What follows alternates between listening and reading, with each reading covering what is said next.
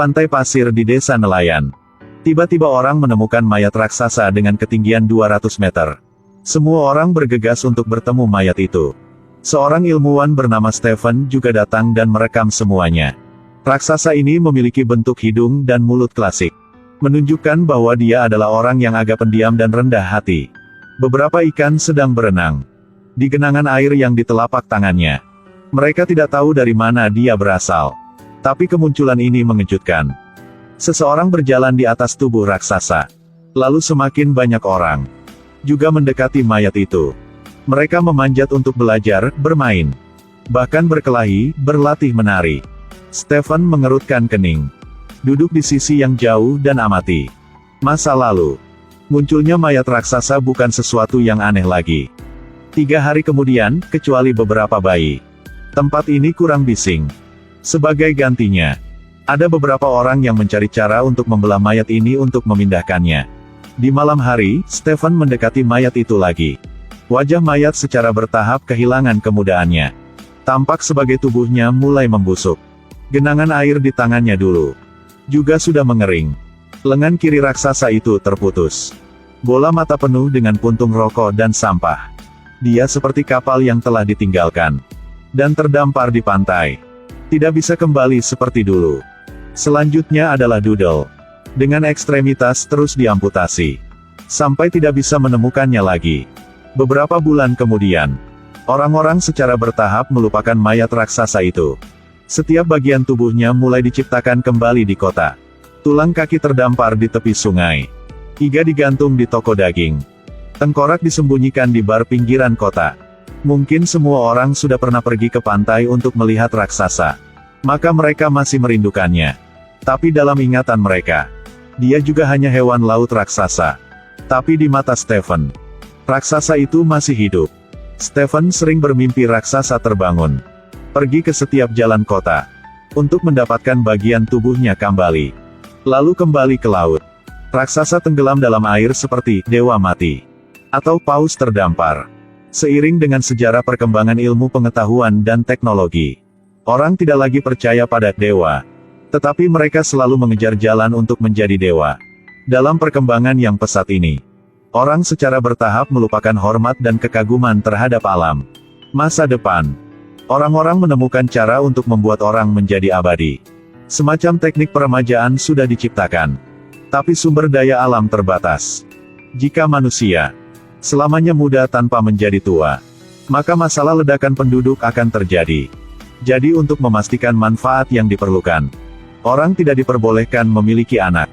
Orang yang ingin punya anak atau sudah melahirkan, untuk menghindari surat perintah buronan, mereka semua melarikan diri ke gedung-gedung bobrok di bawah tanah. Mereka menghentikan terapi peremajaan.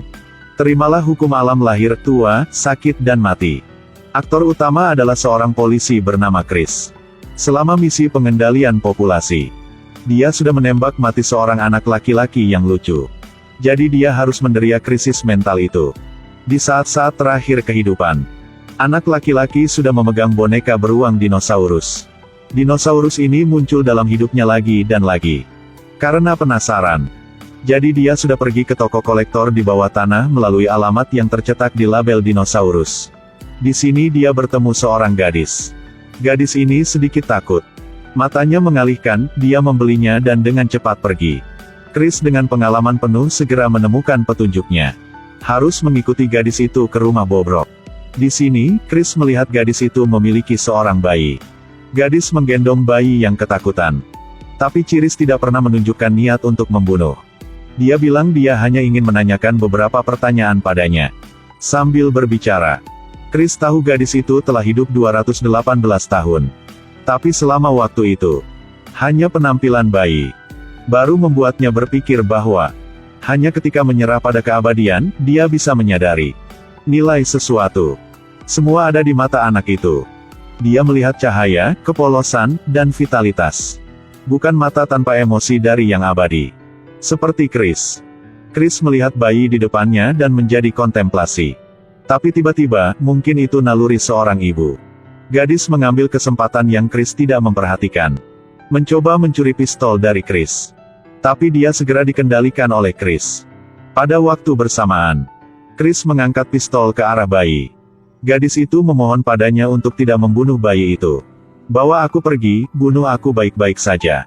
Bunuh aku, bukan bayinya. Tolong bunuh aku.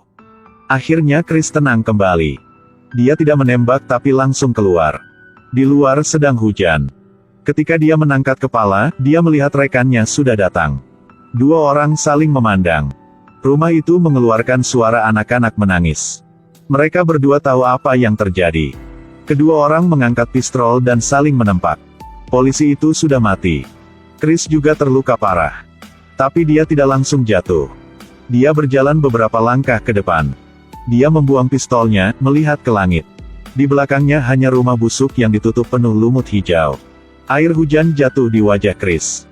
Dia membuka mata, menutup mata, lalu membuka mata lagi. Matanya tidak mati seperti yang dikatakan gadis itu. Tapi penuh kehidupan. Chris terjatuh. Pemandangan yang tersisa hanya rumah yang diselimuti warna biru serta hujan yang terus turun. Mungkin manusia dilahirkan dengan gen egois.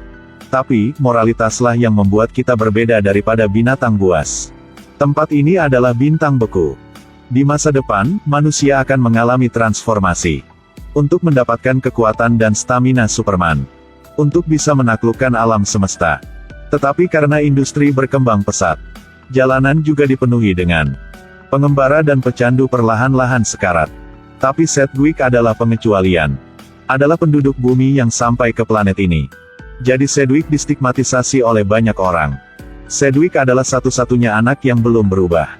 Dan saudara laki-laki Sedgwick, Affleck, baru saja terlahir dan telah mengalami transformasi. Harus berkali-kali lebih kuat dari Sedgwick. Kecemasan ibu dan penolakan ayah menempatkan Sedgwick di bawah banyak tekanan. Dia selalu ingin membuktikan diri. Di planet ini, ada paus yang sangat besar. Itu adalah keajaiban yang langka di tempat ini. Karena paus ini sangat berbahaya.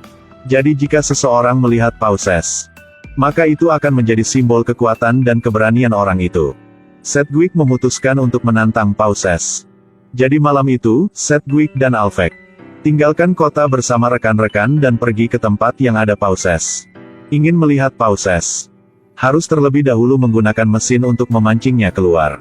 Ketika seekor paus menabrak es, lalu cepat lari ke tempat yang aman. Baru saja buting.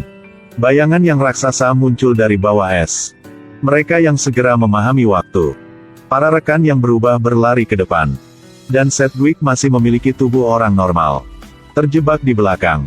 Es di bawah kaki Sedgwick terus pecah. Tiba-tiba es di bawah kakinya retak dan terbang. Lalu jatuh ke tanah. Sedgwick tidak ragu-ragu. Membawa adik laki-laki di punggungnya dan dengan cepat berlari menuju kota. Di saat-saat terakhir, paus es memecahkan es dan terbang. Dengan ketegasan. Wow, itu luar biasa. Dalam perjalanan pulang, Sedgwick membantu saudaranya Affleck dengan cedera kaki.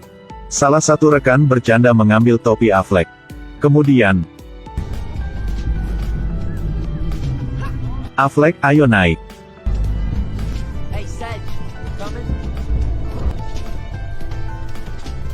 Oke, ayo pergi.